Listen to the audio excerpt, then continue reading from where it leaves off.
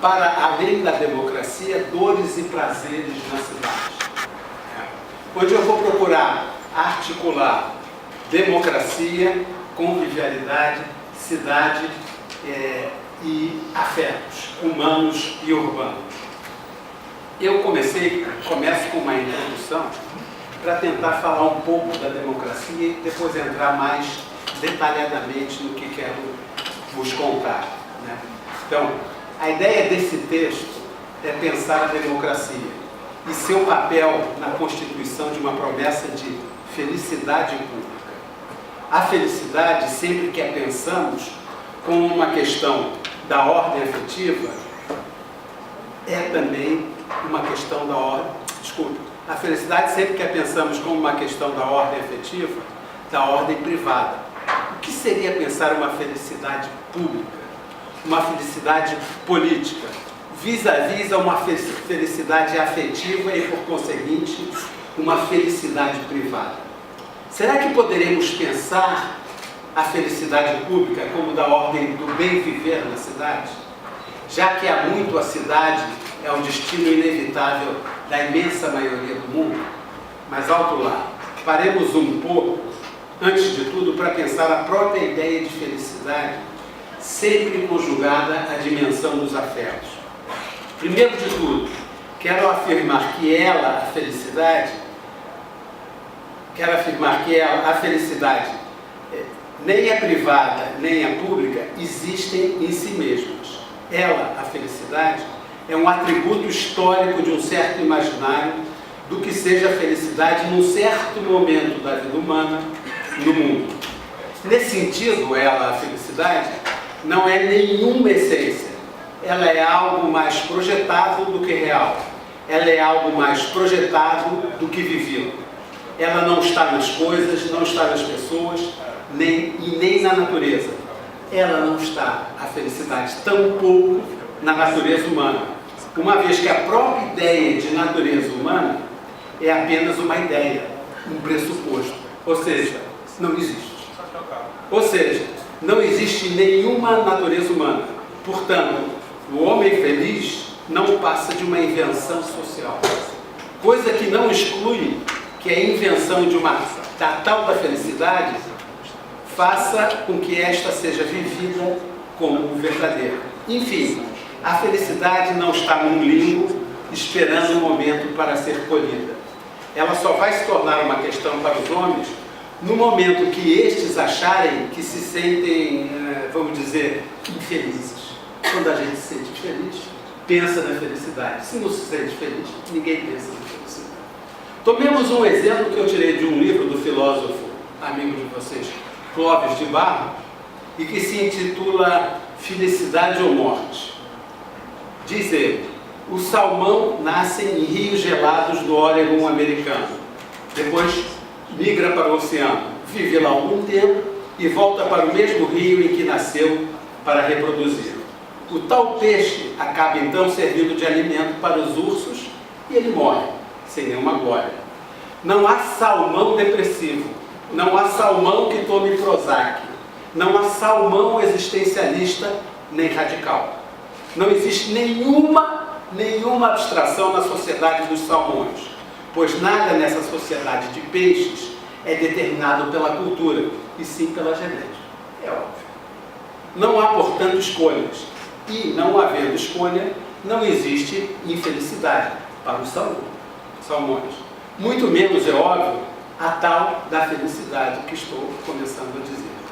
E, no entanto, apesar de não existir como uma essência humana, a estamos nomeando e invocando aqui nessa sala, aqui nessa fala. Aliás, devo confessar que me sinto muito feliz conversando com vocês. Quer dizer, eu disse que a felicidade não existe, né? Mas me sinto feliz. Mas o que temos em mãos quando nomeamos a possibilidade da felicidade ou da infelicidade?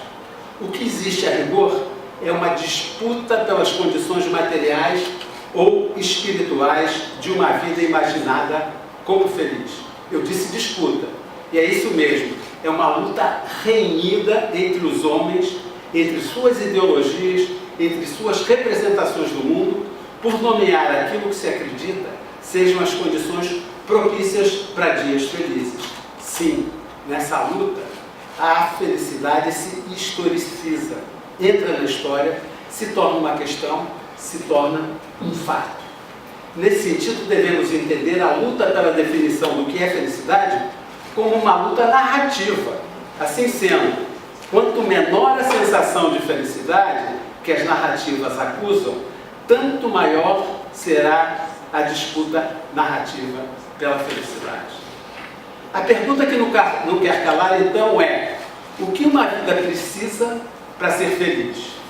Isso se responde auscultando o imaginário de cada época histórica e somando tudo aquilo que o imaginário sugere que faça os homens felizes. Portanto, em certa época, pode ser que a felicidade se traduza pelo fato do sujeito ter encontrado um amor, ter encontrado um bem. Em outra época, a ideia de felicidade levará a que esse sujeito dispense o amor e se contente não mais com o bem do amor, mas apenas com os bens que tal amor proveria. Assim sendo, cada época luta pela definição do que deve se entender como felicidade segundo os ditames do pensamento hegemônico, tanto no que toca à felicidade pública, quanto no que toca à felicidade privada. No entanto, preciso que se diga, nem todas as épocas colocaram a felicidade como meta a ser atingida. Em resumo, o que vou vos apresentar, em um momento em que a felicidade está longe de constar do programa do novo governo, está longe de ter um ministro da felicidade, está longe de ser uma preocupação das políticas públicas, é uma tentativa de pensar a felicidade não como uma essência, mas como exercício da urbanidade e da sociabilidade, de uma prática de tolerância e convivência com o outro, que comunga conosco o direito à cidade, o direito às condições mínimas de sobrevivência, tanto material quanto simbólica. Enfim, a felicidade pelo menos nesse exato momento, né, poder viver num país, a felicidade é poder viver numa cidade onde nossos desejos sejam minimamente acolhidos. E aqui eu trago um outro exemplo de 2012, de uma pequena cidade na Floresta Negra, no sul da Alemanha, que rompeu com a tradição alemã do sucesso econômico como prioridade política. Essa cidade se chama Schönberg, de 5.500 habitantes, e fica a apenas de 50 quilômetros de Stuttgart, que é um centro industrial fabuloso, sede da Mercedes e da Porsche. Essa cidade alemã, Schönberg, introduziu um novo modelo de direito à cidade e à sociedade inspirado, imaginem, em quem? No Butão. Já escutaram falar do Butão? Um país asiático, longe daqui, bom, o Ceará é mais perto. Aqui o Rio, pelo menos, né? Então, os alemães se inspiraram no Butão, no país do Himalaia, cujo país incluiu na própria Constituição a felicidade dos seus cidadãos, olha só, como meta principal do governo. Nunca tinha visto nada parecido. Não fosse isso, ainda no Butão, li ontem, anteontem, na imprensa, né, que o Butão, depois de substituir o Índice de Desenvolvimento Econômico, o famoso IDH, que é onde nós estamos lá embaixo, né, trocou esse índice pelo Índice de Felicidade Interna. Como será que se mede? Passando a privilegiar a felicidade de seus habitantes, esse país asiático, que agora já tem 750 mil habitantes, se destaca por uma nova iniciativa ainda. Será o primeiro país do mundo a permitir somente agricultura orgânica. Vamos mudar para orgânica. Bom, em 66, no Brasil, o Datafolha realizou em todas as unidades da federação uma pesquisa sobre a felicidade. O que eles acharam pessoalmente e do Brasil como lugar da felicidade. A imagem que temos de nós mesmos, cada um por si, não batia com aquela que temos de nós mesmos como coletividade. A percepção como sujeitos foi uma e como grupo foi outra. Como então pensar a felicidade fora do âmbito particular e pessoal? Seria possível pensá-la a nível da experiência de Estado, no plano de uma política pública? Haveria alguma relação entre felicidade e sistema político? Seria possível pensarmos em termos de uma política da felicidade? E se além disso pensássemos a democracia, não só na sua dimensão política, mas no plano de como ela se manifesta na vida da cidade? Para além da promessa de felicidade pública, a democracia seria uma possibilidade de bem viver na cidade? Isso é, precisamos de democracia para viver na cidade? Ou, ao contrário, a cidade precisa de democracia? Seria possível, então, desdobrando a questão para outro plano, pensar na democratização do bem viver, de maneira a que a sociedade e a cidade se constituíssem a partir da pura afirmação do prazer e não mais a partir da supressão, da repressão ou da evitação? Ou seja, uma cidade, uma sociedade fundada no prazer? Isso seria possível? Sei que o Freud acharia, né? Mas é uma questão. E se imaginássemos que o direito ao prazer é constituinte do próprio direito à cidade e à sociedade? Na tradição grega, que nos deu a democracia, nos deu igualmente a polis e seus derivados, a política, a politesse, a amizade e a gentileza da hospitalidade para com o outro. E, no entanto, forçoso é compreender que as pedras de que se constituiu a polis, sem a carnalidade dos corpos dos cidadãos, seriam inócuas na construção da cidade, pois essa não haveria sem o corpo cidadão. Habitar a cidade é mais do que se instalar no espaço. É a possibilidade de realizarmos nossa excelência e virtude indissociáveis da busca do prazer e fuga da dor. Viver é muito mais do que sobreviver. Uma cidade sem espaço para o outro, para a amizade, para o encontro e por isso mesmo, que não acena para a possibilidade do prazer privado ou público, individual ou coletivo, nunca será democrática, pois a democracia suporia a possibilidade da felicidade individual e pública. E aqui eu trago alguns autores para conversar com a gente. Segundo Olivier Mongean, um sociólogo francês, em seu livro A Condição Urbana, a cidade é símbolo da liberação e da emancipação e não se limita a uma experiência territorial, material ou física. A cidade está muito mais no espírito, a cidade é mental, ela está na nossa cabeça, ela está dentro da gente. Ela é o nosso repertório, ela faz parte do nosso repertório quando saímos para o mundo. A cidade está no espírito, ela é mental.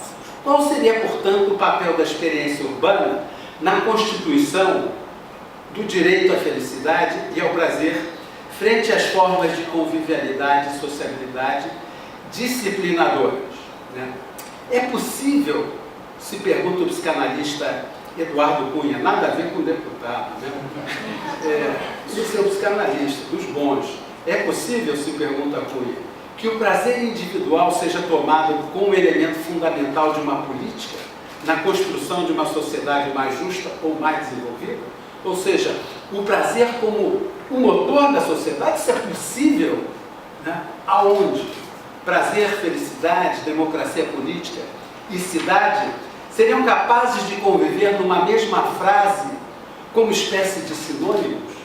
Analisando a obra do socialista utópico Charles Fourier, Cunha, o psicanalista, ressalta que a aposta do pensador utópico numa sociedade não mais protagonizada pela razão baseava-se na ideia de que o bem de todos levaria ao prazer de cada um e que não devemos reprimir, sufocar ou disciplinar nossas paixões, mas simplesmente entregarmos a ela. Assim sendo, o motor da sociedade projetada pelo utopista Fourier seria a paixão, cujo elemento de cálculo seria o prazer. Nada mal. Próximo ao ideário da paixão e do prazer de Fourier, na mesma conjuntura histórica do século XVIII, que redundaria na Revolução Francesa, Saint-Just,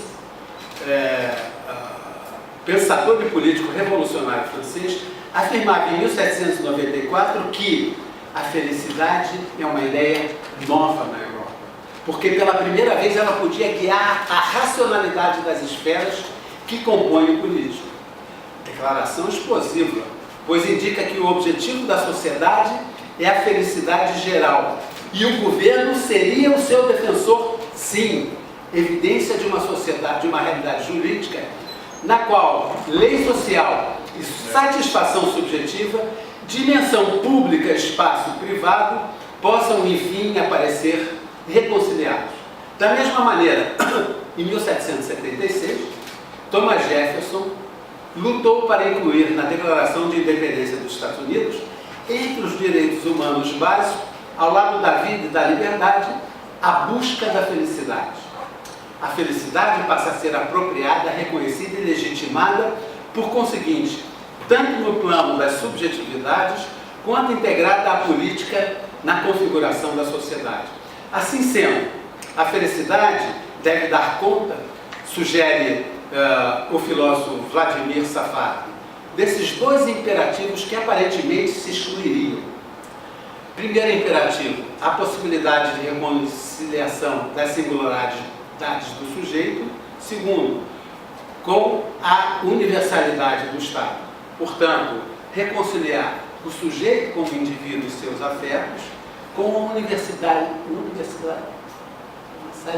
do Estado, que geraria felicidade, possibilidades de felicidade para todos. Ou seja, o direito à felicidade como indivíduo e a felicidade como um direito como coletividade. Nesse sentido, o Estado irá capturar a felicidade como uma nova promessa da vida coletiva. No entanto, a realização objetiva da felicidade no interior da realidade jurídica do Estado só se daria historicamente com a captura das singularidades do sujeito. Ou seja, um enquadramento, bem no estilo Foucault, o enquadramento do sujeito em uma sociabilidade utilitária, fundada na conjugalidade da família. Nesse sentido, o campo da sexualidade passa a ser paulatinamente compreendido como um novo espaço de desdobramento dos processos de socialização e de construção de subjetividade. Para tanto, foi necessário invocar uma espécie, Foucault diria, de política sexual fundada não na condenação ou tolerância do sexo, mas na sua gestão e na sua regulação para o bem da sociedade. Majorava-se, portanto, um sexo sadio, próprio à vida conjugal e à reprodução. A felicidade passou a ser conjugada, então, junto com uma política sexual. O sexo não se julga, apenas se administra, argumenta Foucault em sua História da Sexualidade, para concluir que, a partir do século XVIII, o sexo se torna questão de polícia, não como repressão da desordem, e sim como majoração ordenada das forças coletivas e individuais.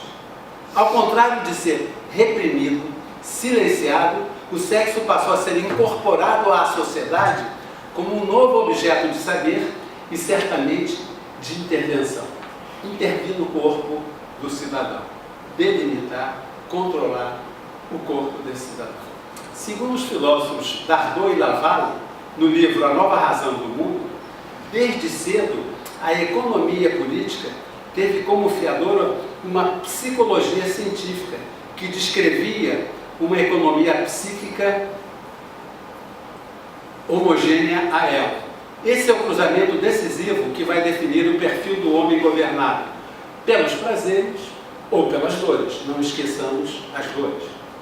O desejo passa a ser o alvo dos novos poderes, seja de uma pretensa psicologia política que tenta entender o homem no plano de sua individualidade, seja de uma economia política que tenta entender a sociedade no plano da coletividade. Sociólogos, cada qual à sua maneira, se debruçaram sobre os mistérios da vida social. Simmel se perguntava como a sociedade é possível diante de tantas forças em conflito. Freud, do seu lado, se preocupava com as forças básicas do vínculo social, né? A partir tanto dos impulsos criativos quanto destrutivos na base das relações humanas, usando as metáforas de Eros e Thanatos, né? Sexualidade ou morte. Já segundo o filósofo da escola de Frankfurt, Herbert Marcuse, a libido teria papel fundamental na formação da cultura e, portanto, nas interações sociais. Segundo Vilma Figueiredo, autora de Eros e Autoritarismo, o domínio de Eros é o da vida, da criatividade e do prazer como fundamentos da cultura. E a ordem certa e verdadeira da polis é tão erótica como é a ordem certa e verdadeira do amor. Para o filósofo Gaston Bachelard, foi na alegria e não na tristeza que o homem descobriu o seu espírito. Para este, o homem é uma criação do desejo e não da necessidade. Eros, com sua promessa de prazer e felicidade, não se restringe, portanto, à esfera sexual. Ele está presente vivamente na cultura, na vida de sociedade, da sociedade e da cidade. Nesse sentido, pode-se concluir que a democracia só é possível onde a vida, a criatividade e a cultura possam se expandir a partir da quebra da rotina e da mesmice. Isso que temos visto diariamente. Por isso mesmo, Eros deve ser compreendido como a espora da política, não sendo possível reduzir sua força ao âmbito puramente sexual. Muito menos a utilização do sexo como marreta, como pau para toda hora. Faz-se notar que todos os sistemas totalitários tendam a ser puritanos, e isso possivelmente porque a paixão e o desejo sejam tão difíceis de controlar. Eros será, portanto, tanto mais político, quanto mais o conceito de corpo político sirva a organizar a imagem da própria nação. Sendo o corpo político a condição da ordem social, é evidente para o historiador Richard Sennett que o corpo urbano e o corpo humano joguem algum papel na configuração da ordem social, seja essa totalitária ou democrática. Assim sendo, o conceito de corpo político organizando a nação acaba por impor as regras à imagem do corpo urbano. Como não pensar, então, que o corpo humano, com suas vicissitudes, tenha sido historicamente atado pelos nós do poder? Apesar da dor infligida ao corpo humano pelo poder, a resistência à dominação sempre foi uma promessa de prazer, principalmente na democracia ateniense. Ainda mais porque sabemos que na polis a paixão erótica e o apego à cidade eram designadas pela mesma palavra, erastai em grego, ou seja, a sexualidade era um aspecto básico da cidadania. Isso é extremamente interessante, né? Essa palavra erastai dizer respeito ao amor pela polis e o amor pelo outro. Então, há uma significação contundente, onde se aperta esse nó da civilidade, da urbanidade, da cidadania, com a dimensão corporal, erótica e amorosa do sujeito. Qualquer forma, então, de constrangimento do sexo, do prazer e, no limite, da felicidade, qualquer forma de encolhimento da vida pública, da vida urbana e da experiência humana por repressão ou censura, impacta a própria democracia, despolitizando a cidade e desmanchando, desfazendo o laço social. Para a filósofa Olgária Matos, trata-se da dessocialização da sociedade e da cidade, onde se constata que todos estão separados de todos. Seria o fim de uma felicidade pública. A felicidade se retrai para o espaço privado. Segundo o sociólogo paulista Laimer Garcia dos Santos, em artigo do ano 2002, de instigante título "São Paulo não é mais uma cidade", diz o sociólogo, é preciso verificar o que acontece com uma cidade quando ela já se transformou não em uma cidade morta, mas quando passa a expressar a morte da cidade moderna. Para o sociólogo, São Paulo não é mais uma cidade, não por ter sido promovida a metrópole global. A cidade deixou de ser, porque o espírito da cidade não habita mais seus moradores. Não é que a metrópole cresceu demais e tornou-se ingovernável, nem que ela careceu tanto de planejamento urbano que agora tornou-se impossível. O problema é que a cidade passou a ser a imagem da cidade. Não mais ela, mas a imagem dela. Simulacro da cidade real. A cidade-imagem desertou a cidade real. Abandonada a cidade de verdade, foi se desertificando e fazendo dos seus seres presenças quase reais. Seres que ainda habitam essa cidade, mas que excluídos parecem tão deslocados, tão fantasmagóricos. Não seria por acaso que nessa mesma cidade, há coisa de uma década, um artista plástico, instado a intervir em seu espaço urbano, construiu um detetor de ausência. Simulando os detetores de presença, a gente conhece das portarias, não sei se aqui tem, né? Passa alguém, a luz acende, um possível bandido, quem sabe, chama detetor de presença. Só que o artista construiu um detetor de ausência, simulando os detetores de presença tão comuns nas portarias dos prédios para afugentar as más presenças. O artista plástico colocou sobre o viaduto do chá 2 canhões enormes de luz, um defronte do outro, com muitos milhares de volts, e que, atravessados em algum momento de noite pelos passantes do viaduto, desenhavam sua silhueta por alguns segundos na escuridão da cidade.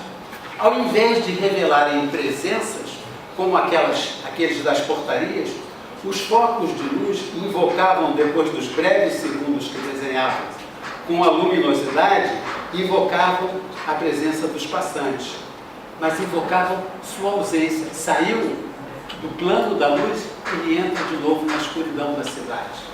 Invocava a sua ausência, principalmente a sua inexistência na cidade. Um outro artista, um alemão, austríaco, um pintor austríaco, Ansel Kiefer, que conheceu São Paulo, andou por lá e constatou que não existe mais espaço humano nessa cidade. Então, como captou São Paulo? De helicóptero, vista de cima. Daí que o pintor pintou São Paulo numa série de quadros, num viés mítico, a partir da deusa Lilith, a deusa protetora das cidades mortas. São Paulo é apresentada, então, como uma grande metrópole necrópole, uma cidade que é a morte da cidade. Eu não estou aqui falando mal de São Paulo. Minha questão não é São Paulo. E, no entanto, nossa questão aqui não é com São Paulo ou qualquer outra cidade específica. Trata-se mesmo de tentar captar pistas, sintomas de que as cidades contemporâneas estão perdendo a noção da felicidade como bem público. E isso causa fortes impactos na maneira de subjetivar na U. Subjetivar na U. Tal impacto opera contendo a própria sexualidade, que era a fórmula por excelência que garantia a possibilidade da cidade ser um lugar de encontros, de proliferação de vínculos, de construção de afetos e de consolidação da subjetividade. Assim como a cidade, a sexualidade deve ser entendida também como um operador de sociabilidade. Nesse sentido, os sistemas de regulação política da nação, de controle da cidade e de contenção do indivíduo na sua socialidade e satisfação subjetiva, tendem a transformar as cidades em cidadelas, o sexo em pornografia. Já explico isso. Lembremos-nos como nos piores momentos da ditadura de 64 se lidava com a sexualidade e como essa se minimizou na genitalização, dando vaza à pornografia e ao obsceno diante da negação de Eros. A falta de democracia levou diretamente à pornografia. A melhor definição dessas experiências, no caso brasileiro, foram as pornochanchadas. O que eram as pornochanchadas? Elas se caracterizavam por uma mistura dos anos 70, de cinema popular e erotismo. Tais filmes se impuseram como um dos principais gêneros do cinema brasileiro na década de 70. Eram filmes de baixíssimo custo, feitos na boca do lixo em São Paulo, vocês já escutaram falar, baixo custo e alta rentabilidade, e atraíam um grande público. O gênero de filme, porno chanchado, foi alvo de críticas tanto à esquerda, que o considerava vulgar e despolitizado, quanto à direita, que, sob o viés moralizante sempre, denunciava as cenas eróticas.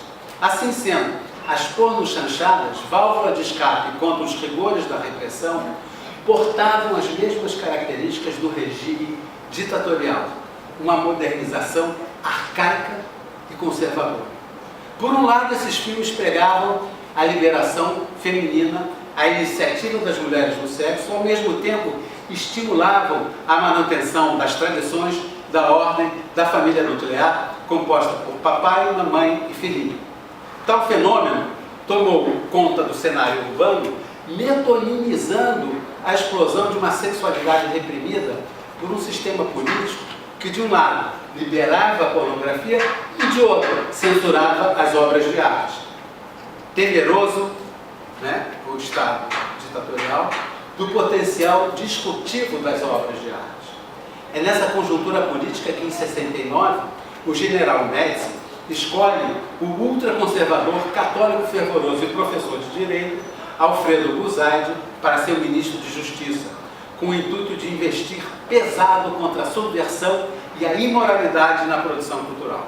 Segundo Buzaide, preservar a integridade da família brasileira, que guarda a tradição de moralidade, combatendo o processo insidioso do comunismo internacional, que insinua o amor livre para desfibrar as resistências morais de nossa sociedade.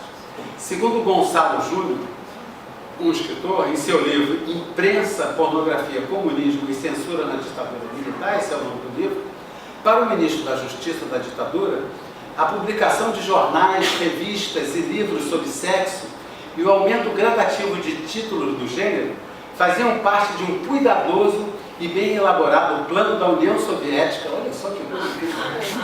Hoje em dia, eles vão, daqui a pouco vamos começar a falar. Um bem elaborado plano da União Soviética com o objetivo de desestruturar a família a partir dos jovens e adolescentes.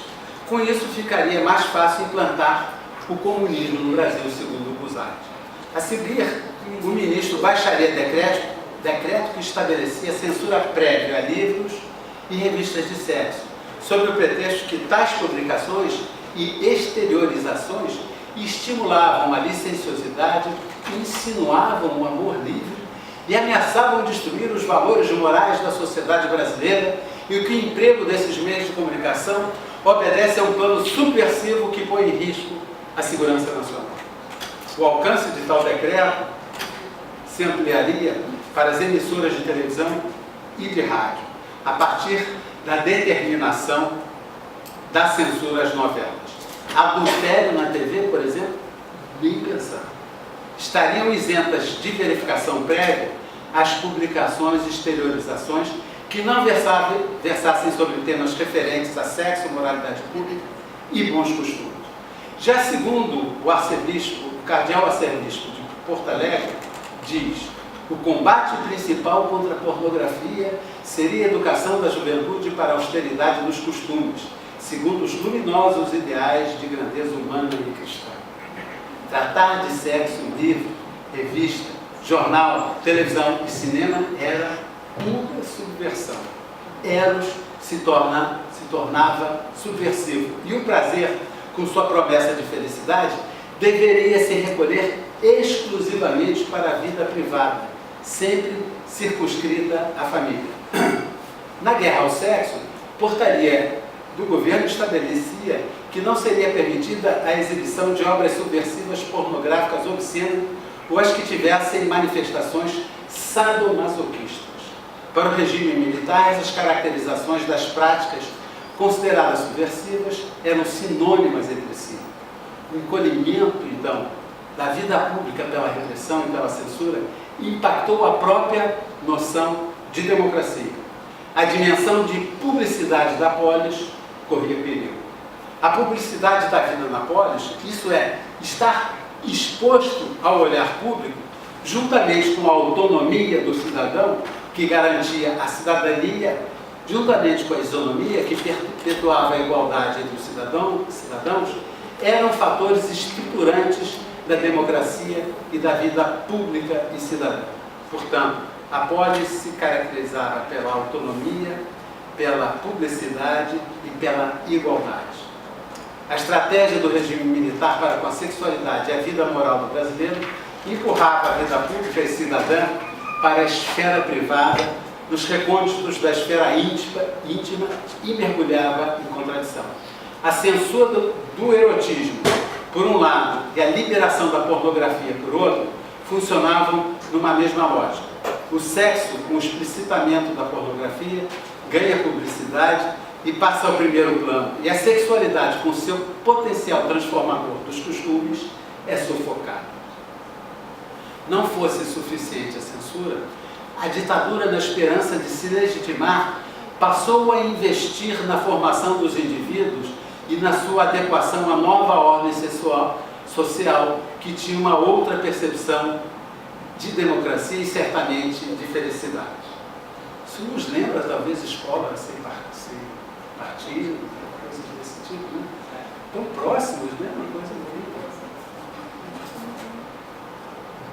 Para tanto, para esse objetivo que a ditadura queria, né, foram criados os cursos de educação moral e cívica, uma espécie de saber cívico que pretendia substituir a história, tornando-se uma maneira de explicar o Brasil para crianças e adolescentes.